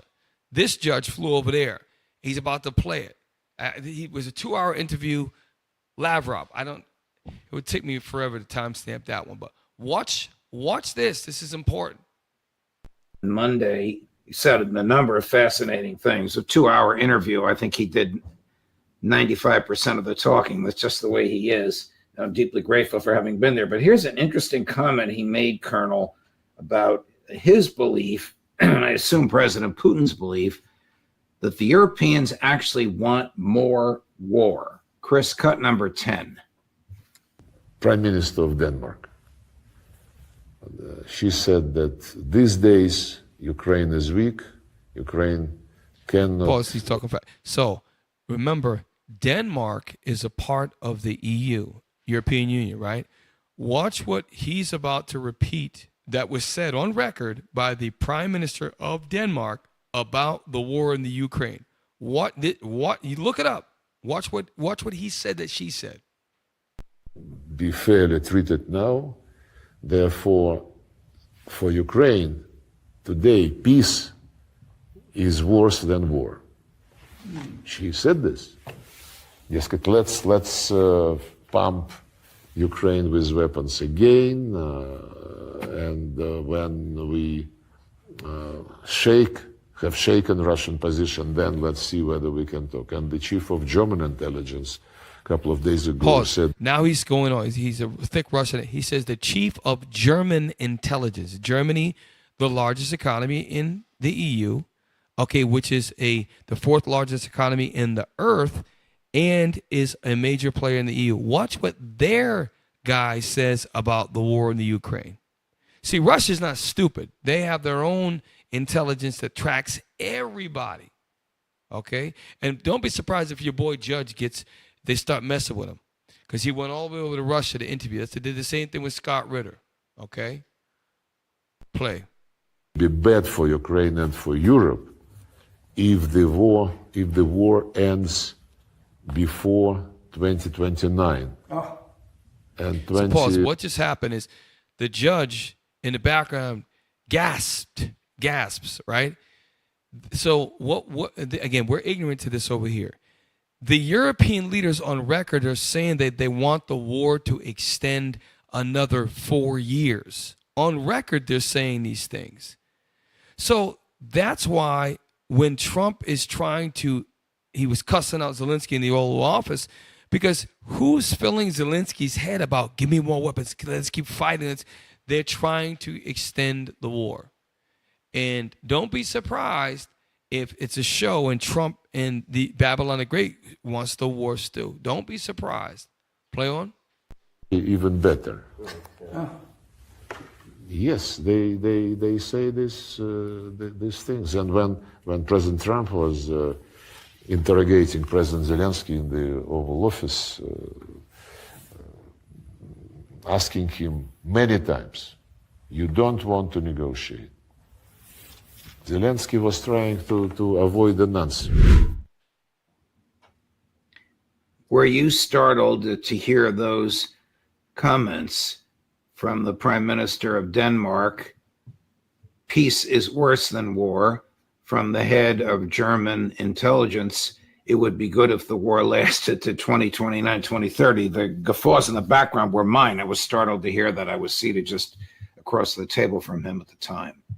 Well, these people are lunatics. Let's not even discuss lunacy at this point. Let's just say Prime Minister Salisbury of Great Britain, one of Britain's best. Okay, we can stop right there because, and I want everyone to realize that there's a lot going. Remember, we just said earlier, Iran is having a nuclear summit in Beijing, China, with Russia and Iran to discuss nuclear weapons for Iran. You have the Prime Minister being interviewed by a judge telling us that major players are wanting the war to continue for at least 4 to 5 more years. Things that we live in the last days, and we got to be on point. Now, I want you to pull up. We run out of time. All right, so look, we had a couple more things about Russia. Keep your minds focused on what's going on between Russia, the U.S., and, the puppet, Ukraine. And also watch what's happening with the talks between the U.S. and Iran. Watch those fronts. Watch them very carefully, all right? So with that, we're going to close down the second half of the show and go to the lard back attack. Shalom. Stick around. You can tell by my gait that I'm all in. You can tell by my faith that I'm all in. Front line with the truth, I'ma fall in. Even if it's a dead end, going all in. You can tell by the things I'm involved in. I can lose it all for my calling. If I die for the truth, it's a win-win. And going to the end, going all in. Going all in.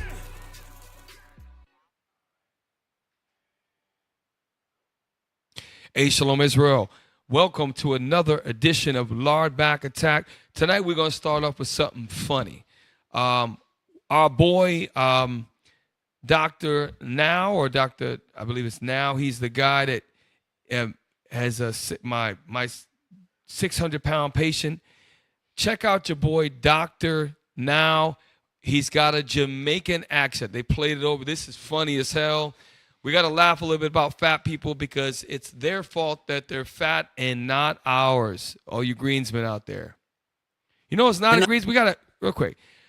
I would be doing my tech team a disservice. We have most of the tech guys are green except John, the old guy, who is very fat. Ace is back in the yellow. Great job, lard ass.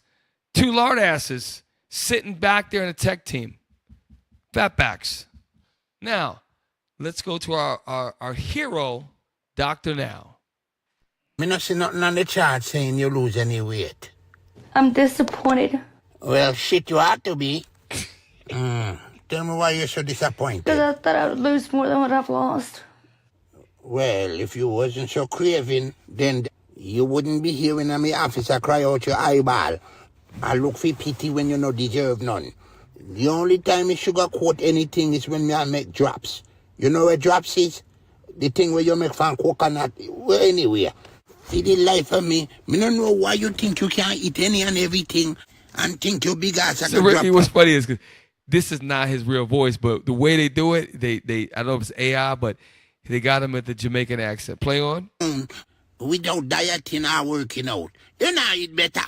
As a matter of fact, when you have your breakfast. She's still eating the same way. Yesterday, Hold on, okay? Just hold on. You just tell me she been eating the same shit.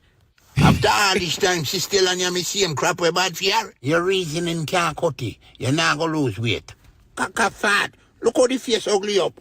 So why you overeat and come in here and act like you don't know what's going on? but she didn't overeat. Then what she do? She's still eating. You want to take you up with the scale? Don't argue with me. She couldn't overeat. I gave her proportional over there, meals, fine, and right? it's the same as I've always given her. The only thing that we know that might have been different is she quit eating the vinaigrette and ate honey mustard dressing. Did she eat a gallon of mustard? Now, I don't know how much she put on her salad. Yo, look, pause. This is an extreme. I mean, these people are 600 pounds, but you got brothers and sisters that's walking around the body that's 100, 120, 200 pounds overweight. And this is an extreme. We pray that no one ever gets here. But we have a health revolution in IUIC. All the men are going to get to the green, all the sisters. And when we get there, we're going to deal with y'all unapologetically and unhypocritically. Now, go to the next one. It's another doctor now, Jamaican accent. This is funny. I just enjoy this. There's another one right below it. It's right on. Bro, I put it in order for y'all. It's an Instagram.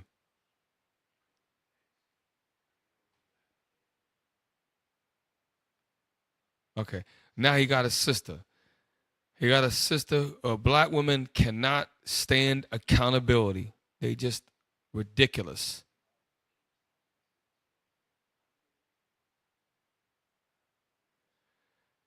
Hey, on my defense, this was posted for days for long, and it's in order.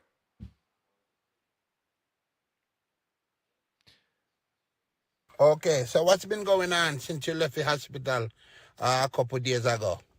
Pretty good. Getting past the vomiting part. So only issue I got now is the right knee, just a little bit. How many times your big ass been back to the hospital? Since me discharge you, 3 times you've been back to the hospital after your bypass. What go on with you? You need more? Listen to me. Me know this is unprofessional, but me plant a bug in our car. Listen, I'ma keep it real with you. Me plant a bug in your car. Just to see where I go on with your eating habit. But you a pathological eater. You stop by Burger King about 6 times. I order food, but you can't keep it down. One night time you order 2 large meal. Me think one night meal was for your brother, but I for you. One night time you look like you order food and I eat it so fast, you start choke funny. Me did a go call 911, but me knew me couldn't. There is a lot of issue that has to be addressed if she plans to do this long term. I got a lot of issues going on. I ain't gonna lie about it. I do. I'm a little crazy. I'm not gonna lie to you about that. As far as your therapist that you want me to see, I'm gonna be very honest. I'm gonna deny that. One thing you can't deny is how large you are. I don't want to talk to someone who doesn't know me. Anybody can take a look at you. You know if you take a genius to see where I'm going with you. You obese. Okay. No offense. I know you're good at what you do. I'm the best, bitch. But you're wrong. Men lie, woman lie, but the scale never lie. You big, you can stop that. You full up. Hey, we tired. We need to laugh. Now, shout out to our general on earth, Bishop Nathaniel. He sent me this, man. You know, when you get something for Bishop, it's powerful. So this is if we are the true nationality of our people, the Israelites. IUIC is United Christ, who are the 12 tribes of Israel. We got brothers that are in the Nation of Islam who are Israelites that are definitely in the wrong understanding and the wrong false God. But they even have standards, and this is a younger Farrakhan making a excellent statement, okay? And this is what we doing. We taking a little different way because we're going to We all fat lard asses and IUIC, y'all done. Your days are limited. Shout out to Captain Severus. Play. I just talk to you straight out.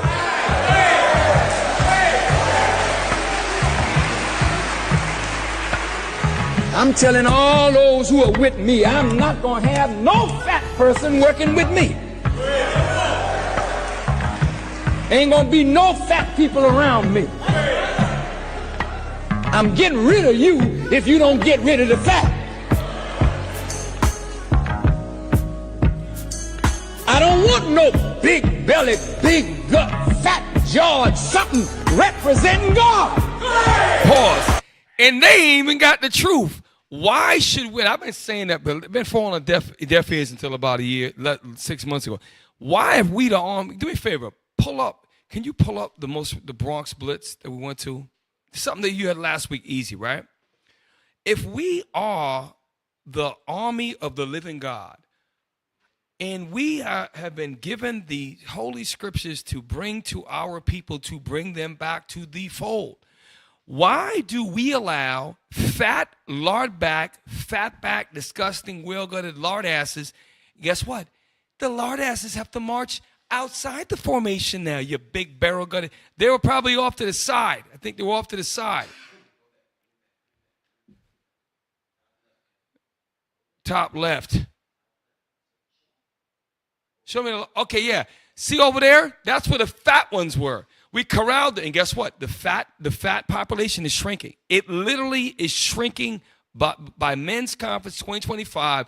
We are going to have, if you're in the yellow or red like Asa and Fat John over there, the tech guys, if you are that, there's going to be a serious consequence, and you are going to have some super incentive to get to the green.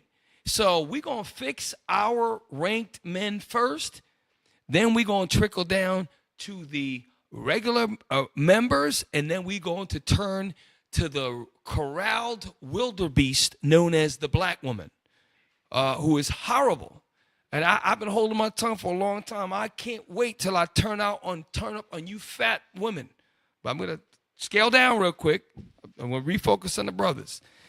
Yeah, well, that day ain't come yet because you still got a lot of fat. You're right, sister. You're right. You're right. You going to dread that you should jump on aboard the help train now. Okay?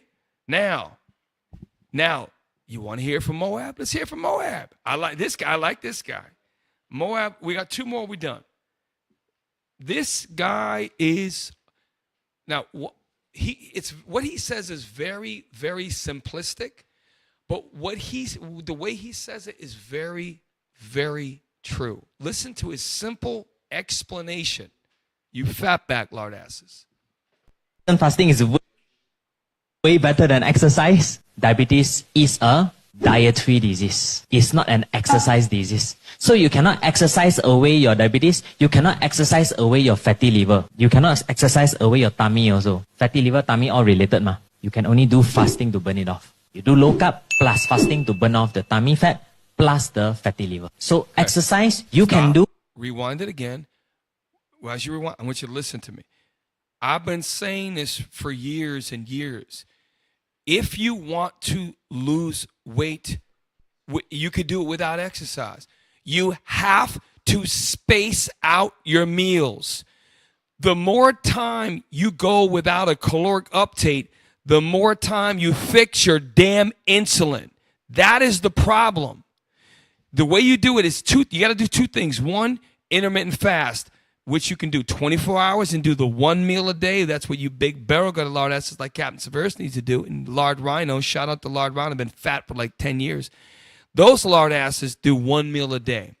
If you are already in the green and you're in shape like me and the other men in this room, not like Fat John and Asa, they're fat. Those guys should eat one meal a day. Us guys in the green, if we had 2 meals, let us say, for example, I'm going to say it again. So my first meal, I skip breakfast, and I eat my first meal, which is the breakfast then, at 3 o'clock p.m. All morning I had water, seltzer friggin' water, black coffee all morning. I eat my first meal at 3 o'clock. And the first meal should be proteins and fats, not sugar lard asses. That's the low carb that friggin' Xing Feng is talking about. And I was terrible. The Chinese gentleman. And he really reminds me of a Fong. Fong is a very prominent Chinese name. Fong. One second. So listen to Dr. again. Listen to what he's saying is true. Listen. Fasting is way better than exercise. Diabetes is a dietary disease. It's not an exercise disease. So you cannot exercise away your diabetes. You cannot exercise away your fatty liver. You cannot exercise away your tummy also. Fatty liver, tummy, all related ma. You can only do fasting to burn it off. You do low carb plus fasting to burn off the tummy fat plus the fatty liver. So exercise you can do, but just the mild one will do. We encourage the underweight one to do more. Real quick, pause. So that, and God wrote all about that. If you look at the ratio of the number of scriptures on what to eat, how to eat, and what not to do, it is far, far greater than the scriptures on training. Get me that one with Timothy. Physical exercise or bodily exercise profited little. The way you fix your health, Israel, you have to eat less frequently and cut down your carbs and sugars. I'm not saying you can't, if you're a healthy man, healthy woman, you want to eat rice and beans, you want to have, a banana or a sweet potato, that's on you because you could burn that off. But if you're a fat back lard ass, you don't need any carbohydrates until you get to a normal weight. I've helped too many men to help themselves. And they deserve all the credit. Mosai deserve all the credit, but these men got it done. Read it. 1 Timothy chapter 4, verse 8. For bodily exercise profited little. Right, it does profit a little. Read on.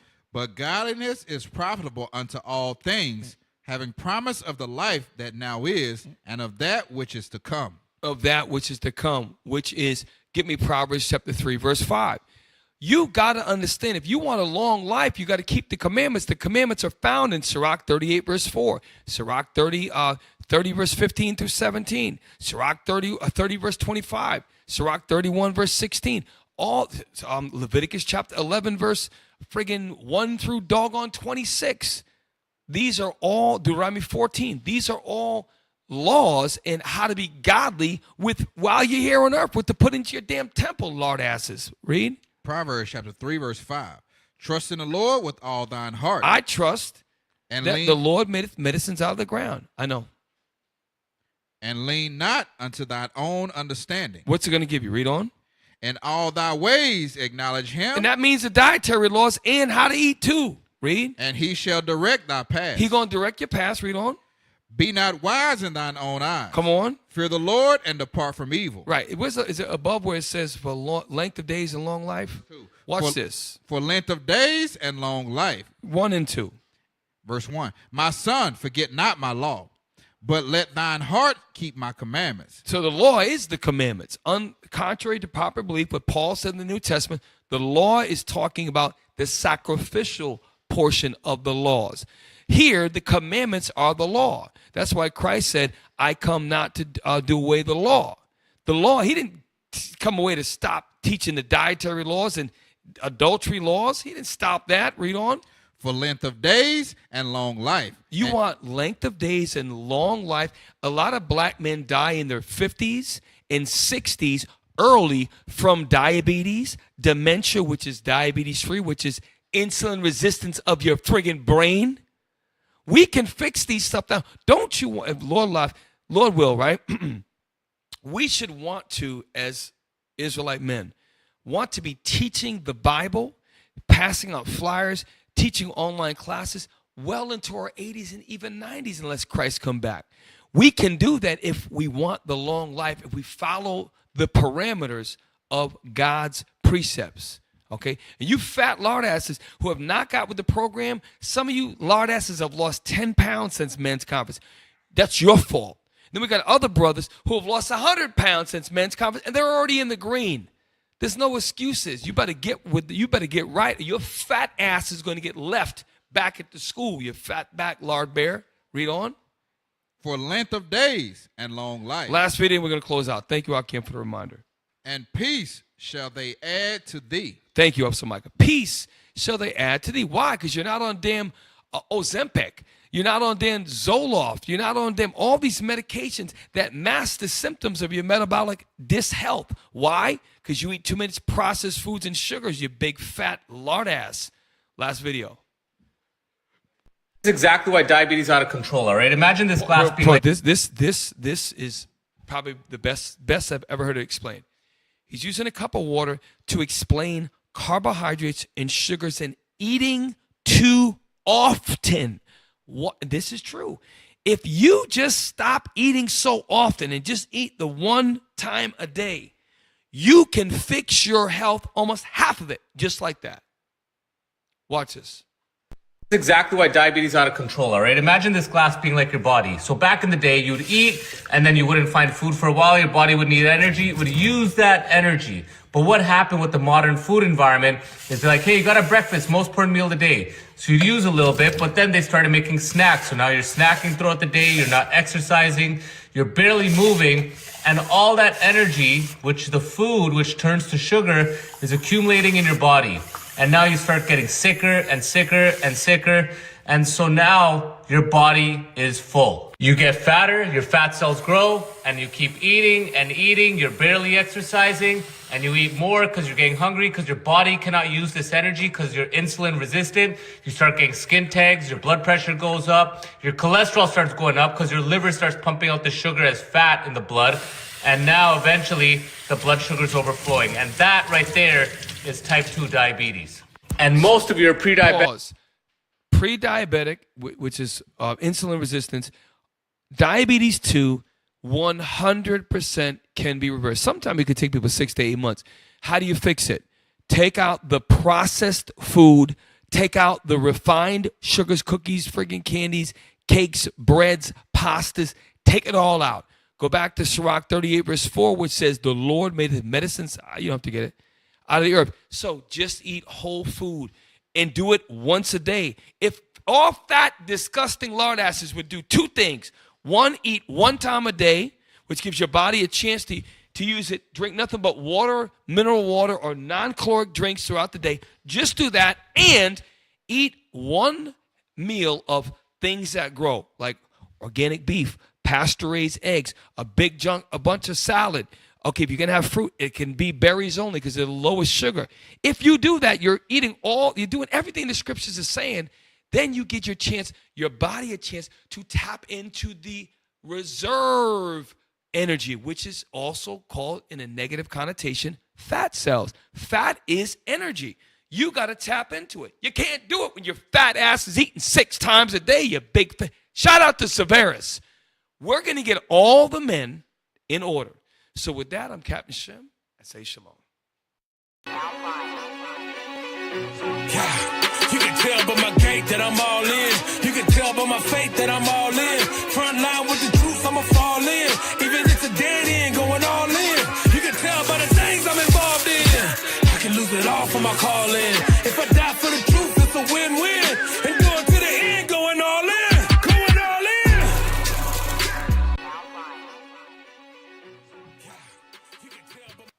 Hey, Shalom, Israel, Most High Christ bless. See that thing right there? Right there, right here. Look, we need the Booster Club, all right? These missions cannot go without the Booster Club. Donate, donate, donate, all right? Donate to the Booster Club. This is how we get the profits. This is how you think the bishop and the captains went to Papua New Guinea. The world is a big place. We have a lot more countries to get to. All right. We have to get to all of the places where Israel is scattered abroad. All right. We're scattered through the 4 corners of the earth. We have to get to the 4 corners of the earth. All right. Donate, donate, donate. It's right there. Scan the QR code. All right.